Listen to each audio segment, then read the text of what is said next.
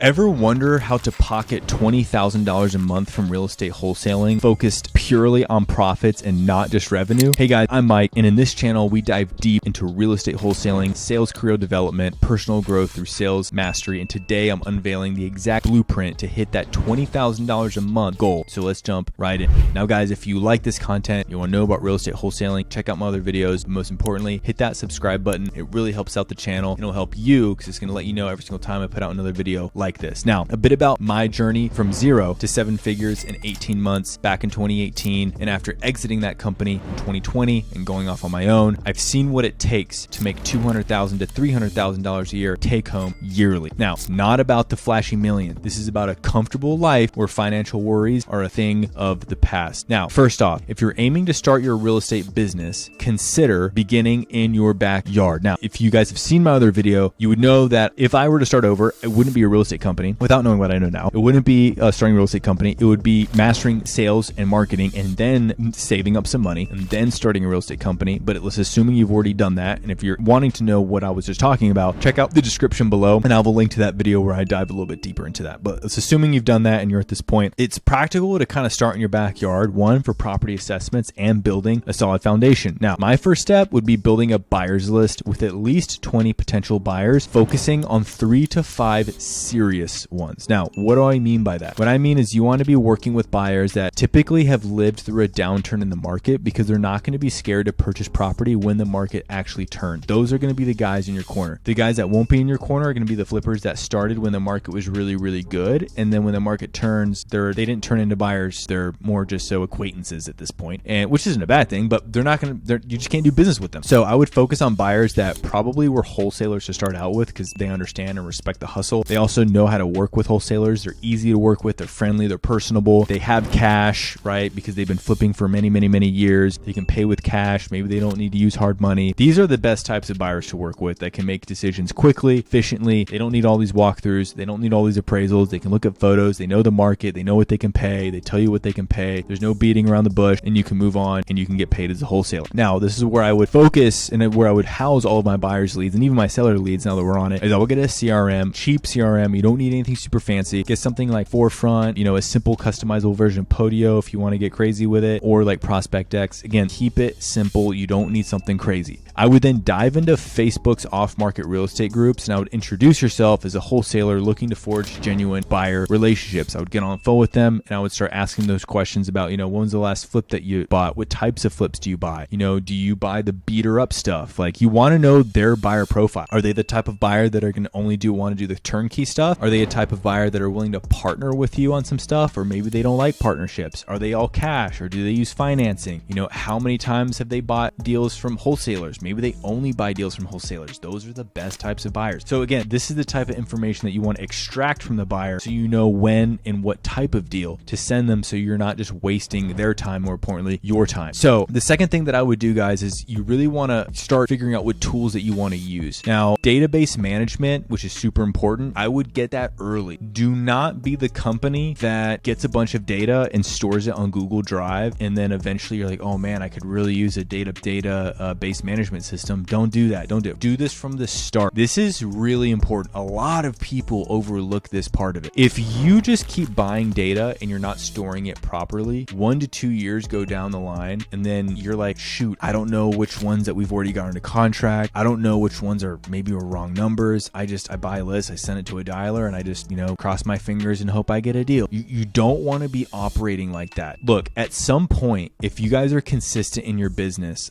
for example, some good buddies of mine over in Washington, they have about 3 million property records in their batch lead stacker. These guys will never have to pay for data again. They will never have to buy another list. They'll never have to skip another list because they have it all right. They could be feeding off of that pipeline for at least a couple of years. So when the market changes and they're not paying as much for data, they want to cut costs, that can be the first thing that you cut, is buying more data because you already have a lot. So I would get a batch lead stacker account. I would start housing your leads in there from the start. You can do REI Sift as well. It's a great tool. I just think it's not as user friendly. You can also reach out to REI Sift. I don't think it's on their website. You go find the VA, you pay them $2,500. They'll train the VA on everything that they need to know. And you kind of automate that side of it. That's what I would do. I wouldn't work on the REI Sift myself just because it's just too techy for me, to be honest. Like, I'm just not going to work on that myself. And then as far as marketing is, I would prioritize pay per lead sources over PPC. And the reason why I say this is because with PPC, you don't have as much lead control, quality control, whereas PPL, you definitely do, right? A lot of places like need to sell my house fast, they'll actually give you a refund if it's vacant land, a mobile home, or it's on the market, or if it's not the right contact information for the owner. Like if you have a recording where the guy says like, hey, like this isn't my property, like you can work with me to sell my house fast and they could potentially give you a refund. And so you're actually getting quality leads at the end of the day of sellers that want to talk with you. And my goal would be to get at least one out of contract out of 10. So, you know, if you pay $150 to $250 per lead, you're spending up to $3,000 worst case in a normal market for a contract. And if your average fee size is, you know, $18K, that's a very healthy return on investment. And with those types of sellers, they're typically selling in, you know, 3 to 4 weeks. So you don't have to wait forever to get your check. And then you got to turn around and you got to sell it, right? And then so I would go to your buyers and I would pick out those 3 that you forge a relationship with. And I would tell each and every one of them, I'd say, hey, look, here are the photos, here are the numbers. This is like ballpark what I'm trying to sell it for. But I'll be honest, this is the starting price. And I am having, you know, 2 other guys kind of give me their best price. They've already come in over asking, look, I'm not trying to haggle with you, but I really do have to maximize this deal just because it's my first one. And I'm, you know, I came out of pocket for a lot of these marketing costs, which is true. You know, I came out of pocket and I really got to maximize this because I don't know when my next deal is coming, you know, and I got to pay these expenses off. So just let me know what your best price is. And if we can do it, great. And if not, hey, no big deal. We'll send you the next one. So be super nonchalant about it, but you also want to put it out there that you're not going to allow yourself to get beat up on price. And just because, here's another thing too, that I'm going to digress just a little bit here when it comes to buyer. Just because this buyer might be a good friend of yours, or maybe you have a really, really good relationship, you still have to conduct business though. Like that buyer is still going to want to get the best price. Just because they're your friend doesn't mean that they're just going to overpay for a house. That's not the case. So they're still going to want to get the best price. You're still going to want to get them as high as possible. They're going to try and drive it down as low as possible, but you do want to put it out there like, hey, look, I really got to maximize this deal. And so you do still have to approach it from a negotiation standpoint where you are still selling the deal, but your conversation just might be a little bit different, especially with your close buyers. Just be straight up with them on your situation and that you need to make a certain amount, and it's no big deal. Now, guys, here's the most important thing. It's gonna be financial management. As your business grows, okay, you're gonna want to do a couple of things. In order to get to your 20K a month that you're gonna be looking for, you're gonna need to have at least 6 months of reserves. Like that's